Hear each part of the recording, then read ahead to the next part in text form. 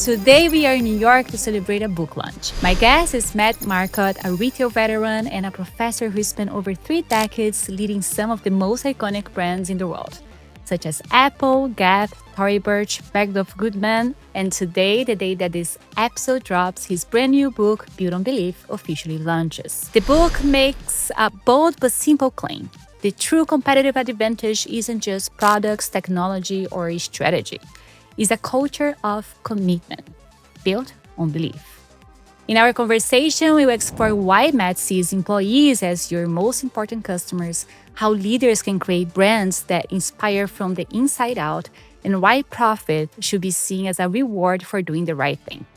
Here's Paula Macaggi, and this is episode 89 of my show. Welcome to OFFBounds.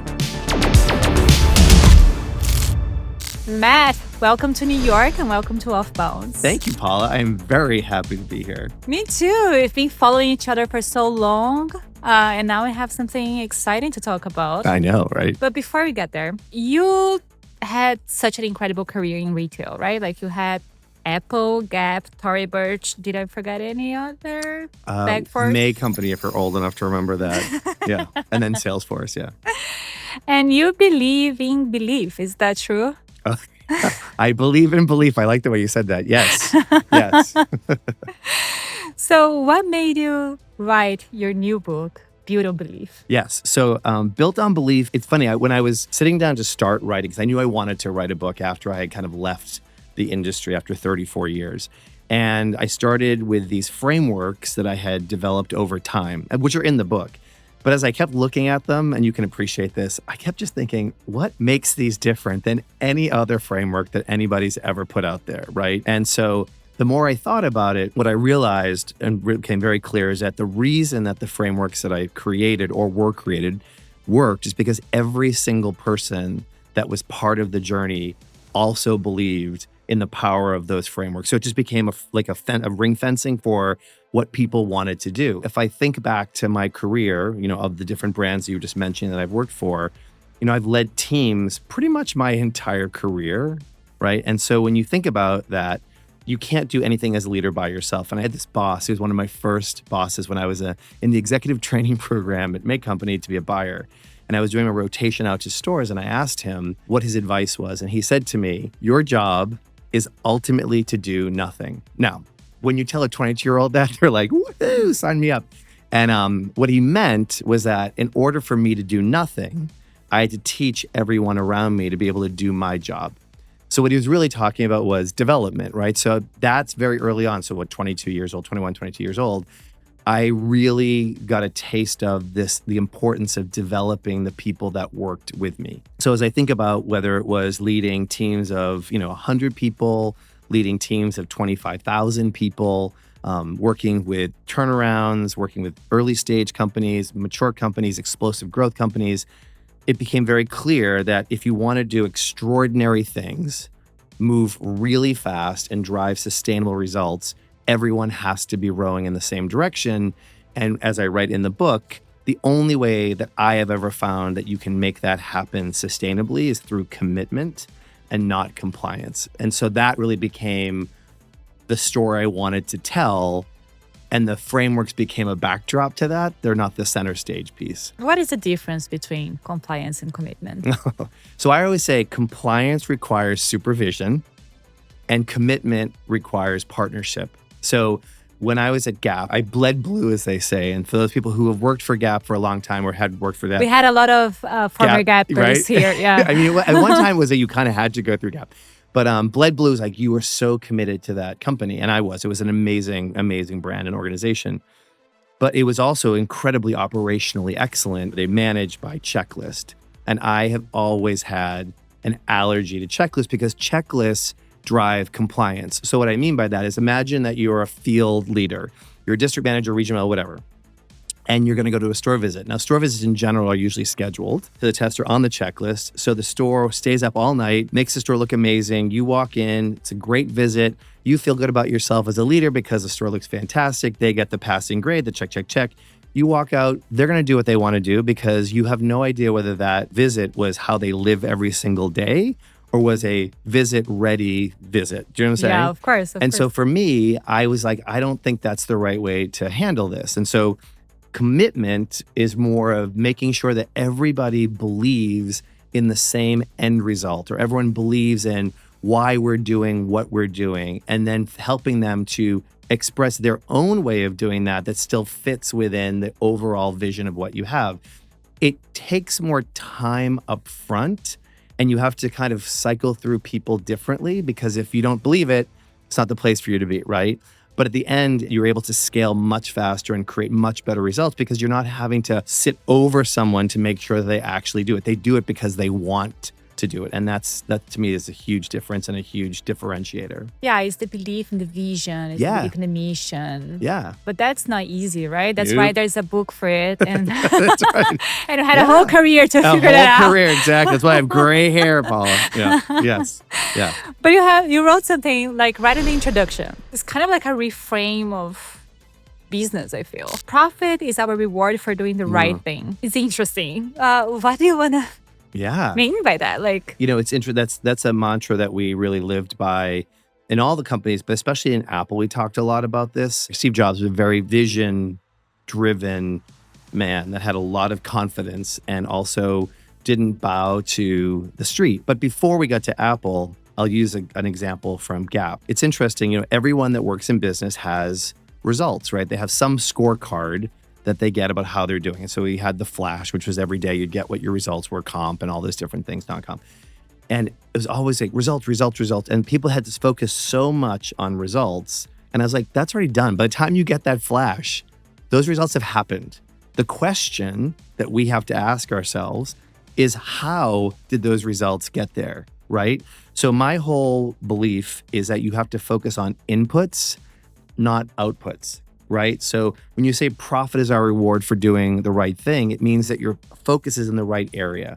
So for example, to simplify, I created this very simple little equation for my team when I was at Gap to try and explain this. So if results are what everybody's interested in, if you back into like a math equation, results are driven by stores. In that time, results are by stores, right? Which is what happens in the store. The merchandising, the service level, the cleanliness, the traffic, the customer experience, all those things happen in the store. The store is actually driven by people. So if people plus stores equals results, then results are driven by stores. Stores are actually driven by people. So results are driven by people.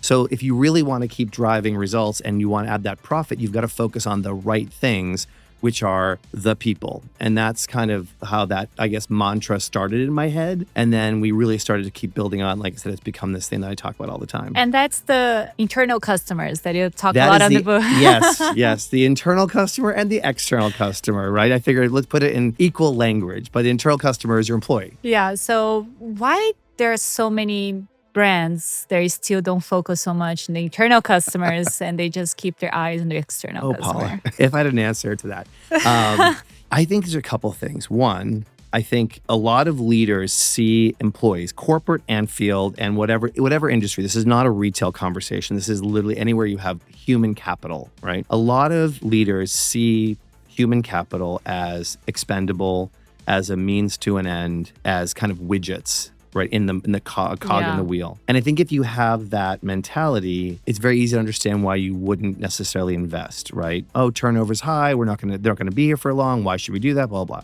Secondly, especially, and I'll use retail as an example, payroll, usually the largest variable expense on a balance sheet, which means when times get tough, the first thing you try and do is cut quickly. And so you cut employees or you cut training or you cut all these things. So it's seen as really a line item, right? Versus if you think about companies leapfrogging over their employees to focus on the external customer, right? Because we're customer centric and we want relationships and all these things. If the external customer is the buyer, and that's why people are focusing because they're the ones that purchase. Yeah. My question to leaders is always, well, who do you think is actually driving the purchase? Who do you think is creating the reason to buy? Whether it's through the creativity of an assortment or the ability to actually have a supply chain that's efficient and profitable, or it's the actual end result, the closest to the customer, frontline employee, whoever that might be. And I think it's sometimes a huge reframing for people and hard for sometimes people to get their heads wrapped around. I have this kind of phrase, if you remember in the 1990s, there was a commercial in California about the Dairy Association. I know this is a very strange story probably, but the tagline was, happy cows make happy cheese.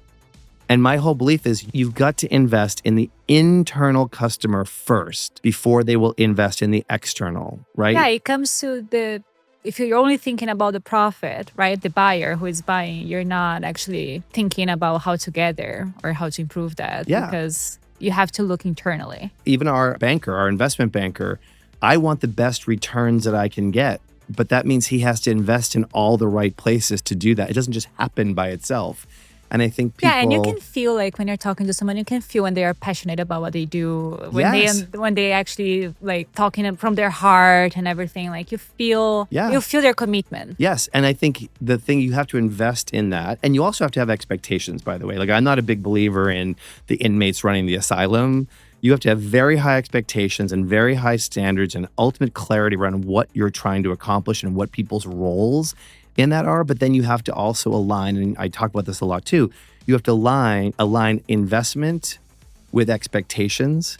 You can't say we want this, that whole like that cliche champagne taste beer budget, right? You can't ask people to do things but not give them the tools to do it. Yeah. Right? And that is really important. I'll give you a quick example. When I was at Tori Burch, we really had this very high standard about what the experience for customers should be. We called it the transformational experience. And so we had a fleet of employees that wanted to do good work.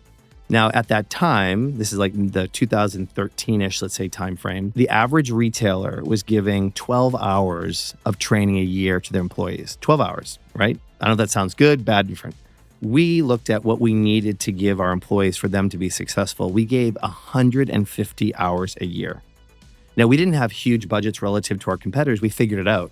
We figured out creative ways to actually, whether it's self-training, whether it's lead training, whatever those things are. But the idea was I wanted to make sure if we asked them to do something, we were giving them the tools, the resources, the trainings, the ability to be successful. And when, as you said, when you feel someone with the passion and you feel someone with commitment, it's a lot of it is A, they're aligned and in the right place. But secondly, they've been invested in. No one's giving what they haven't gotten. That's just not how humans work. Exactly. I agree 100%. And you also had another expression that I liked. I love I have all these expressions. You have a lot of, yeah. I like did you build it? Turn of phrase, as they say. Well, English is not my first language, so I was learning with your expressions. I'm so sorry. If I'm your teacher. So, yeah. So belief must be baked in. I know where you're going with this. Yes. Yeah. What do you mean by that? Because the opposite would be bolted on. Yeah. Baked in, not bolted on. Yeah. I think what I meant by that, or what I mean by that, is that there's a phrase, you have to walk the walk, talk the talk. And I think the baked in is when you're walking the walk, when you're actually using culture, however you define it as a company, as a filter, a huge and almost ultimate filter for the decisions that you make. So for example, you might have a goal, you might have goals and a North Star. Culture is how you actually do that, right? It's the way you work. It's kind of how you show up. It's how people feel, the brand manifestation in their interactions, whether it's through product or through people, whatever it actually might be. And so I'm a huge, huge believer in storytelling. This is what you do. Tell. So I mean, right. So sorry, I do. And another thing. No, but I think stories are incredibly powerful to share, teach, reinforce culture, and also kind of behaviors and outcomes, right? And it's interesting when you start thinking about baked in, like when I was at Apple, before we would open a new store, because we were opening 50 stores a year at one time during this explosive growth at the time of the iPhone. And we would hire, and these are large teams of 100, 150 people. We would have them come in 2 weeks before the store opened to go through training, team building, help finish the store so they felt ownership of it and agency and all those different things. And if you know anything about the retail world, people did not spend money until you were making money, right? So maybe you have 3 days, 2 days, maybe a week if you were feeling crazy. But we had 2 weeks because we wanted the teams to be part of the process. We want to make sure we had well-oiled machines and they understood what it meant to be part of the culture and all these different things. And a large part of the training was cultural training about what it meant to be Apple. So to me, that's a walking the walk conversation, right? We say certain things, but then you kind of back it up by actually the action that you do. When I was at Bergdorf Goodman, one of the things I walked into was a culture that needed to be reinvigorated. And there had been a lot of trust lost between the employees and some of the leadership there. And so I met with every single employee. There were 1,200 employees. I met with every single employee over the course of 3 months in groups of 10 to ask them, to learn from them, to find out what they thought, because they had a lot of tenure, getting feedback. They had a lot of tenure, but also just to understand where there were themes. And so at the end of every week after these meetings, I would send out an email to the entire company called, "You said, we heard, we did." And the idea was to be transparent about what we were learning, what I was learning, to share what we had heard and kind of give people the opportunity to say, well, that's not exactly correct. And then to tell them what we're going to do with it. So for example, something as seemingly innocuous as light bulbs being out. Now, Bergdorf is a high-end luxury store, right? And so we learned through these focus groups that there were lights out. And I'm like 2 bulbs? And they're like 500 light bulbs were out on the selling floor. Now, and in the back of the house. So when you think about that from a brand perspective, so within 2 weeks, we had them all replaced. Simple, easy, but it showed we were listening. It showed we were taking action. It showed they had agency and a voice and dictate. So you start to build trust in these ways. You start to build culture. You start to be able to reinforce what it is you want people to understand. So that's what I mean by walking the walk. And so bolted on means it's the poster in the back room. You know exactly what I'm talking about where, that looks interesting. I've never seen that happen anywhere here. It's a very different experience. And then it gets me to another question, I guess. What is the difference between belief and brand purpose? Okay. Ready, here we go. Let's think about this. That's the framework. Yeah. Where's my framework? No, this is how I think about that. Belief is the fuel, right? So when people start brands, start companies, they have a belief that there's an opportunity, right? Maybe it's a hole in the marketplace. There's a better mousetrap they can build. There's an idea that hasn't been created yet, but there's a belief that there's something that I feel super, super strongly about. It's internal, right? And it's kind of what guides you on this whole kind of journey. Purpose, to me, is belief that's harnessed into what I would call a North Star. And that is more externally facing, so that organizationally with larger groups of people, you can start to help them have direction, right? So they are 2 different things, but one fuels the other and the other is, without both of them, it doesn't work. So, if you have belief without purpose, it's kind of just like unstructured ideas. And if you have purpose without belief, it's kind of the poster in the back room again, right? And so to me, it's like belief, you start kind of with belief, and then you move to this idea of harnessing a purpose, and then your culture and your behaviors are what I call like living proof of those other 2 things. So they're all kind of connected. That's good. But then I have another question. Yeah. No, I love it. Keep going. Of course. Well, yeah. That's why we're here, right? You're here to answer my questions. Exactly. You've worked in many of these brands. They're long-lasting brands, right? They're there for decades. And I read a book I saw, I feel like Gap, when they lost some... I think it's a cycle. Brands lose it and find it again. Yep. How is it possible to not lose it? To always have the brand and the belief there? There are very few brands that I have experienced that have never what you'd call lost it for at least a period of time. Now, that could be like a cycle of 2 quarters, 3 quarters a year, and that's usually based on design, right? Like the product becomes less interesting or they change designers and there's all these different things. Like Hermes is a perfect example of one that seems to be pretty bulletproof, right? They're privately held. They have a very strong set of beliefs. They're not at the whim of the marketplace because they have the ability not to be. Yeah, right? all luxury brands are struggling, but not them. Right, but it's because they have a different way of thinking about the world, right? And if you listen to them, it's very. And I don't know if you saw the, I think it was 60 Minutes interview with the head of Hermes, where he talks about the difference between expensive and costly. Anyways, I won't go into it, but it's worth seeing because it helps you understand how they think about kind of the price point they're at or the quality of merchandise. But anyway, if I think about brands like Gap, I think when I was there, and that's where I can talk about from the inside out, I was there when we were the darlings of Wall Street. We could do no wrong, right? Everybody in khaki, everybody in denim, all those huge commercial khaki swing, all of these I mean, like just life-changing, like industry-changing, just like moments. And it was amazing. And then, we talked about this idea of that North Star and focusing on the inputs, not the outputs. We started looking for ways to keep expanding the business. And we started to really focus more on how to make more money than how to actually do what's right for the brand. They focus on profit before. Yes. Yeah. And so the idea when I was there is the tween market, if you remember that name. So it's kind of what millennials are now, but back in like the 90s, or the early 2000s. But anyways, the idea being that if we went after the tween market, they had the most disposable income at the time. It was like $90 a week.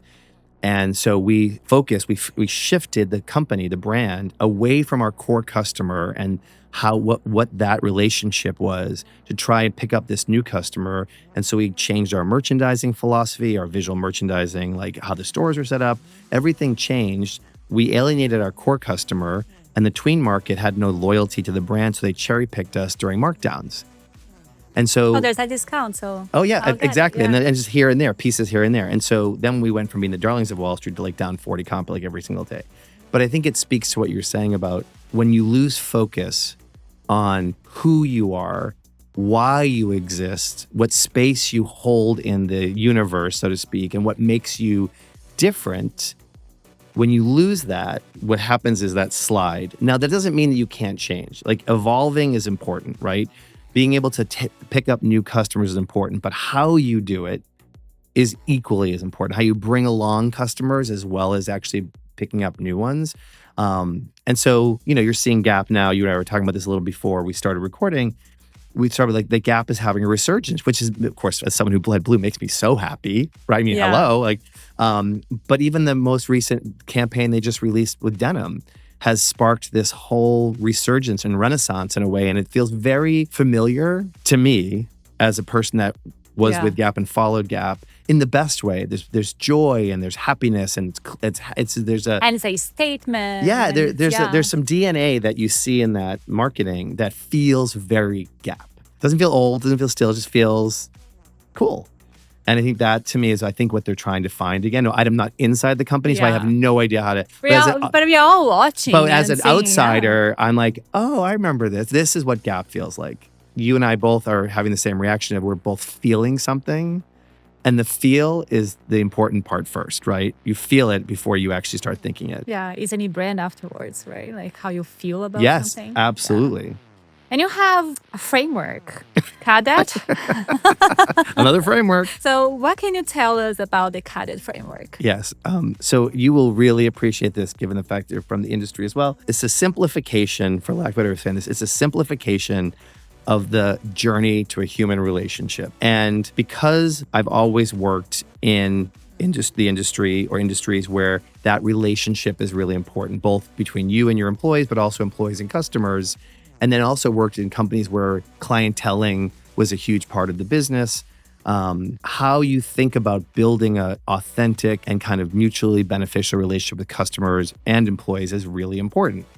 And what I found was there are absolutely like ways you think about that. So for example, just to give you what it stands for, and by the way, before I even do this, the fact that it spells a word was like nails on a chalkboard to me because anytime something spells a word, it's a program. And I was like, no, but I couldn't help it. It's what it was.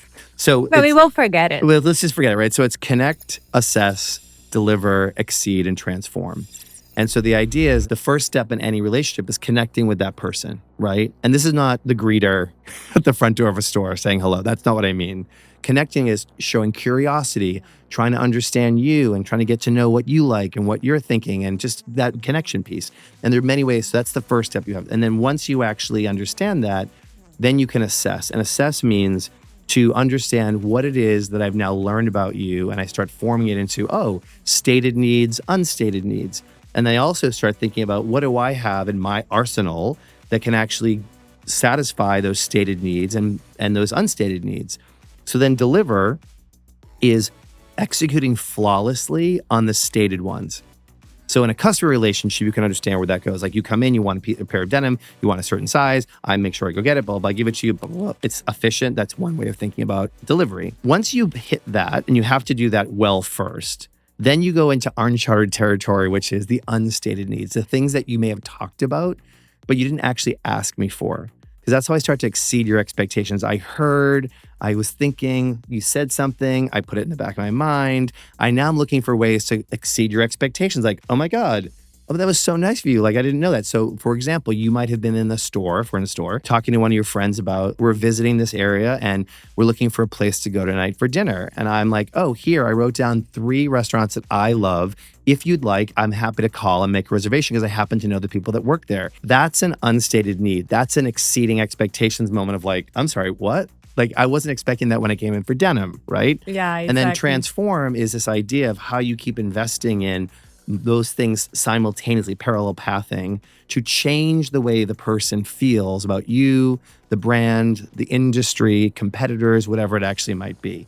And it's a cycle and it's dynamic because as humans, we constantly evolve, right? What I wanted last week or what I thought I wanted last week may not be what I want this week. So it's not a static model. It's a way of thinking about how you actually move through a relationship. Yeah, and it's valuable for both external customers and internal customers. Yes. And the thing that's interesting too is you cannot skip steps. Like you can't go from connect to exceed. So here's a perfect example. So I was flying back from Florida last year on an airline, and the airline, we got there, we're waiting for 7 hours. The flight gets canceled. We have to leave, go back home. We show up the next morning when they told us to come. We get there. It's now delayed another 4 hours because of... I've been there. Right? You know this, right? So then you're on the plane and you feel so bad for the flight attendants because they're now offering you free drinks and vouchers and no, everyone's so PO'd. I just feel bad for these people because they're trying their best. But the problem is the delivery failed. So now they're trying to exceed your expectations. But because the delivery never happened, it's good money after bad. Right? So you're asking those poor people to make up for the lack of delivery. So you can't skip around. I mean, you can try and repair. Yeah, this snack is not going to solve that I'm not going to be home for dinner. Yeah, that's very nice, but exactly. It would have been nicer if I'd been home for dinner. Exactly. Yeah. And you inverted the order here, and I think it goes with the CADET framework. You said that you have to align the heart, head, and hands in this order. Mm-hmm. Wouldn't be different order? Based on what you and I have been talking about, I think it's probably pretty clear that my belief is that heart, head, hands, meaning what we feel, what we think, and what we do have to happen in that order. So when we said we feel a certain way about something. And so if you actually go back to kind of caveman times, being alerted to danger, that's the humans are wired to, they don't know what to make of something, but something wakes them up, right? That's a feeling. That's a gut feeling or something. And then what your brain does is tries to make sense of what you're feeling. Yeah. Good, bad, or indifferent. And then that sense actually is what creates the action you decide to take, right? So that's how humans are actually built. Now, if you Google, to what you just were asking me, if you Google those 3 words, heart, head, hands, in that order, Google will send you back the search reversing the words to head, heart, hands, because it's more widely accepted that you think strategically first, you develop a plan, you tell people what to do, you hope they attach to it emotionally, and then they'll do something. And as I'm saying that to you, I hope it sounds kind of ridiculous, like that's how you would think people would actually get excited about something, but that's what people do. And so for me, it doesn't work that way. And we all know who Simon Sinek is. In that TED Talk that he did, he talks about Martin Luther King Jr. said, "I have a dream, not I have a plan." And when you hear it in that simple kind of framing, it does realize to get people excited about, I don't know what you're going to tell me, but now I'm curious, is that hook. Yeah. And then how you follow that hook with, let me explain now what that looks like, what that means, and now what you need to do. It's how you get people to come along with you because they have to understand the why. So to me, the heart is the why. The head is the what. And the hands are the how. And so before people will actually do things, especially nowadays, if we think about the workforce nowadays, meaning, relevance, why do I care are so important to them that you've got to start with why. You've got to start with helping them to understand. So by the way, they can either choose to opt in or choose to opt out because they don't believe the same things that you do. Yeah, I've worked in B2B sales for a while, and I think that works for literally anybody because I think like my first step when trying to sell something to a company is first creating the connection. Yes. Hey, like you're going to be dealing with me. This is what I do. This is what I think. These are my values. Yep. And then my second conversation will be product, will be, things like that. You want to build that connection first, right? Exactly. Absolutely. So they know that they can call Paula and Paula will, pick up on that. And maybe it's not the product, but you're growing the connection that eventually will lead to a sale. I'm so happy you brought up B2B because I think this conversation I've had many times with people, they hear me talk because I've worked in a more B2C or D2C world and think that, oh yeah, that's great, but B2B is different. And it's, yes, of course it's different. I mean, everything's different. Financial services is different than healthcare. But if there's a person on the other side of that conversation, it's the same. So exactly what you were saying, like you're building relationship first, so you're building trust. And we all know how technologies work. It's a long-term commitment. Yes, it's a it marriage. is. You're going to have to deal with that people, Yes. those people like for years. Absolutely. Like you have to have a connection. Yeah, exactly. absolutely. Right? And you also, people can sniff out when that connection's inauthentic. Yeah. Right? Yeah. There is one topic that I always wanted to cover, but it's kind of like sensitive. Oh boy. Let me take a drink of water for this. Yeah. I think our industry, we've seen many cases of private equity businesses buying brands and something happened with that brand afterwards. And I think like to your point of what we discussed here today, they were profitable for the 18 years that they existed and then they were sold to a private equity company and now they don't exist anymore. Mm-hmm. Why do you think this happens? Here's what I would say. I think that what I would say for private equity in those cases is there's a misalignment of what belief means. I don't think it's that they don't have belief.